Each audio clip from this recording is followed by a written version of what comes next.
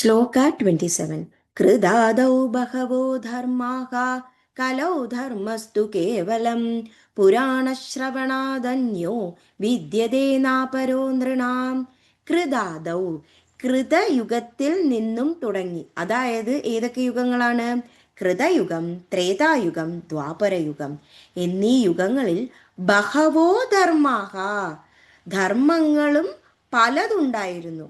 അതായത് വളരെയധികം ധർമ്മങ്ങൾ ഈ 3 യുഗങ്ങളിലും ഉണ്ടായിരുന്നു. കലൗ, അങ്ങനെയാണെങ്കിൽ കലിയുഗത്തിൽ ധർമ്മസ്തു, ധർമ്മമാകട്ടെ കേവലം വെറും ഒരു പുരാണ ശ്രവണാദന്യോ, പുരാണ ശ്രവണം എന്നൊരു വിദ്യതേ, ധർമ്മമേയുള്ളൂ, നാപരോ,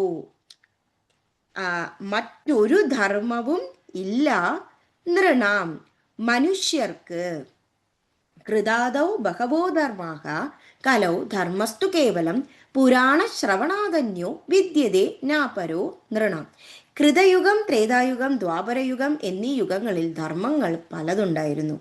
കലിയുഗത്തിലാകട്ടെ പുരാണ ശ്രവണം എന്ന കേവലമായ ഒരു ധർമ്മമേ ഉള്ളൂ, മനുഷ്യരെ ഉദ്ധരിക്കാനുതകുന്ന മറ്റൊരു ധർമ്മവുമില്ല. അതായത് പലതരത്തിലുള്ള ധർമ്മ അനുഷ്ഠാനങ്ങളിൽ മാത്രമാണ് 3 യുഗങ്ങളിൽ ഉണ്ടായിരുന്നത്. എന്നാൽ ഈ കലിയുഗത്തിൽ മാത്രം ഒരേ ഒരു ധർമ്മമേ ഉള്ളൂ, അതാണ് പുരാണ ശ്രവണം. ആ ഒരു ധർമ്മം മാത്രം നമ്മൾ ചെയ്താൽ നമുക്ക് മുക്തി ലഭിക്കുന്നതാണ്.